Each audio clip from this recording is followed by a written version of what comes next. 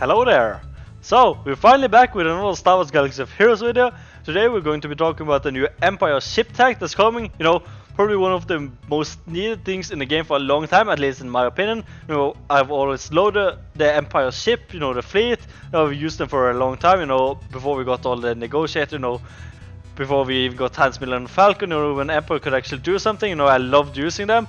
And the one thing that we're missing is a tank. We kind of have to substitute Hans Tooth in, but he's been kind of an all-around tank, that we used in a lot of teams. And if you're taking out of that team, that becomes useless. But if you can choose in that team, that becomes useless. So it's kind of been a little back and forth in that. But finally, ships are getting a little bit love.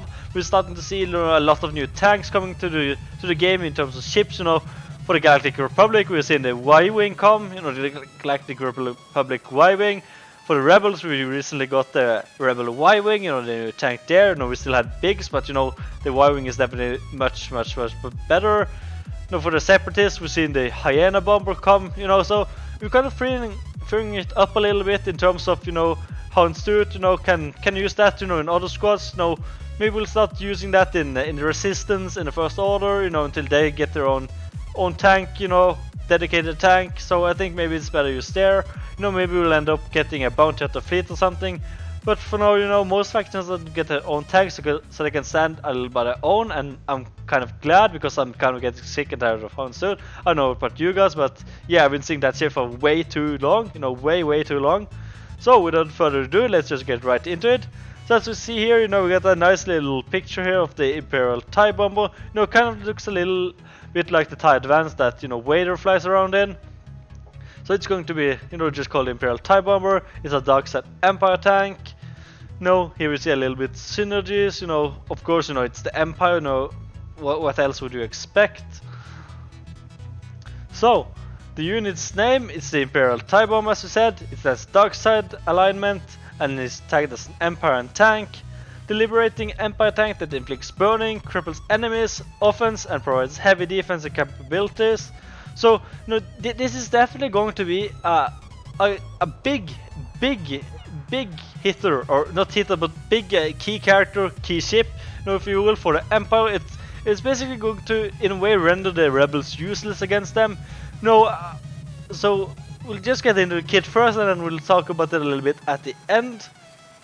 So, starting with abilities, we got the basic LS1 laser cannons. So as you see here, a nice little animation here to see it. It's just basically a basic attack. Nothing too special about it. So, deal physical damage to target enemy and inflict target lock for 1 turn, which can't be resisted by rebels. So again, anti-rebel, can't be resisted if you're a rebel. And target lock, inflict burning for 1 turn, which can't be dispelled from or resisted by rebels. So we've had burning in the game. We started seeing that with R2, I think was one of the first I got the burning in the game. So if you play the game, you know what burning are, but we've never seen it on the ships. And if you go against rebels, this here burn is going to be undispellable, and we're going to get to that later. So I think this burn here is going to be huge for the Empire against rebels. So special 1, Proton Bombardment. This has a cooldown of 3. Now we see a nice little animation here for it. Kind of looks a little bit like the Hyena Bomber, when he uses his special here.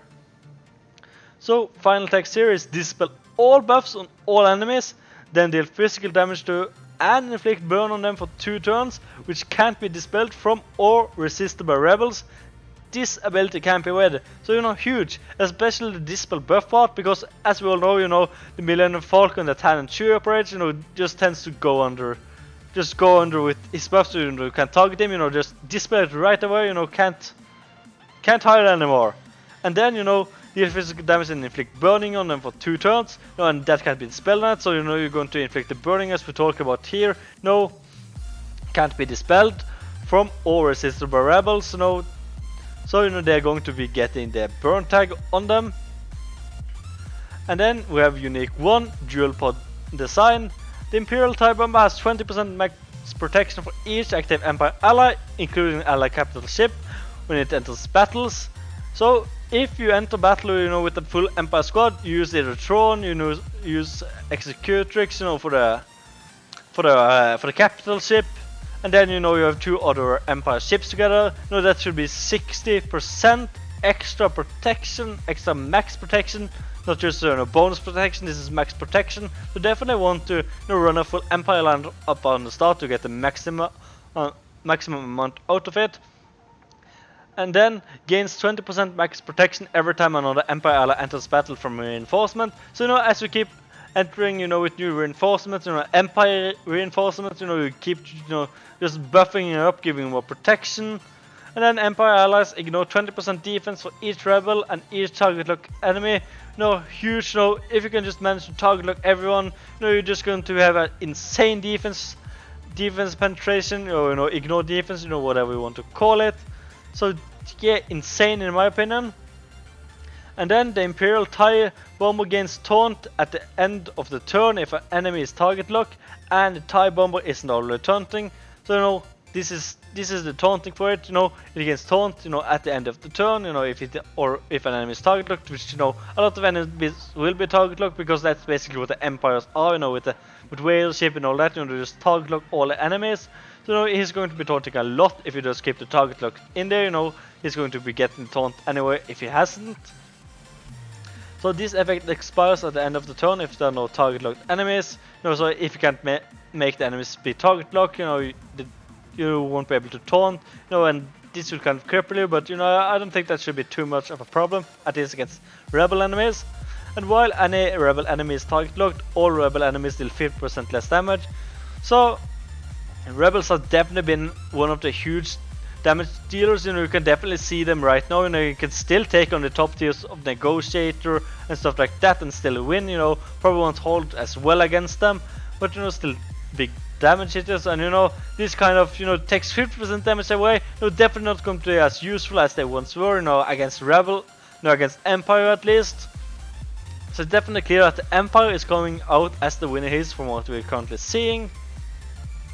And then, while enemies are inflicted with burning, they have minus 20% offense, double for light side enemies. Rebel enemies can't attack out of turn or burning. So even more, here's the burning that comes really into effect. Minus 25% offense and double for light side enemies. So it's definitely anti-rebel as much as it can be. This definitely can be used, for a negotiator fleet too. But I don't think you're going to be using too much of this here Empire fleet against negotiator and such. I think this is just mainly going to be a rebel counter, at least from what we're seeing here.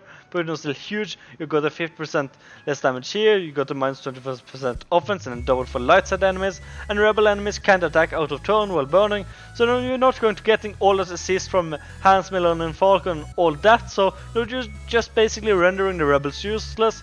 So yeah. And then lastly we get into reinforcement. Reserve ordnance, final text, enter battle, inflict burning on all enemies for 2 turns which can't be dispelled from or resisted by rebels, then call another random Empire ally to assist. This ability can't be avoided. So I don't think this is going to see too much use. It's an okay just because the burning, but it's that special, and you definitely want to have him tanking right away. Maybe you can try and mix and match, have Houndsuit on startup, make him take the initial hits, and then call in this here Empire tank to taunt afterwards, the bomber. Maybe that could work, but I think you might be getting most of it if you have it at the start. So right now, from what I've seen, I think this is a huge rebel counter. I don't think rebel stands too much of a chance against Empire right now. Kind of a weird move in my opinion, especially on that to release the Rebel Y-Wing, and then just kind of make that obsolete right away, at least against Empire. They definitely can still be useful against Negotiator and all those fleets, so I'm not saying that the Rebel Y-Wing is completely useless.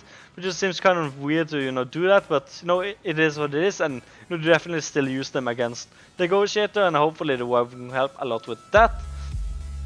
And maybe with this, we kind of start to usher in a new Rebel Empire meta, at least for ships. Probably not for arenas. We just recently got Rey and Kylo and just Raptor movies, but hopefully we can start to see more Empire, at least interaction with the ships. And also a lot of people still using the Millennium Falcon fleet for territory war, together with the Negotiator. Those are the 2 most popular teams I think to put on defense. So So this is just basically going to render the Millennium Falcon defense useless. You're going kind of have to change that up, I think, you know, depending on how well it does. Know whether you actually need a 7-star TIE bomber, you know, to make this viable or not. You know, that's up to question. You will still have to test, but for now, on paper, the kits look amazing. You know, there's not much else to say than that. You know, just look amazing. You know, we finally get vulnerability to ships. You know, looks great in my opinion. But you know, still have to test and see if, you know, it works as it actually says here. You know, and if maybe 4-star unlock is enough. You know, which it might be if it doesn't arrive as a marquee. So yeah, let me know down below in the comments what you think. You think this TIE bomber is exciting? You know, I know that a lot of people aren't really too into fleet arena, but you know, maybe it can spice things up. You know, get some beloved Empire units back in. So yeah, let me know down below in the comments what you think. You know, if you enjoyed the video and want to see more, you know, content from me, please leave a like, consider subscribing and all that good stuff. So yeah, thank you guys for watching, and I'll see you in the next video.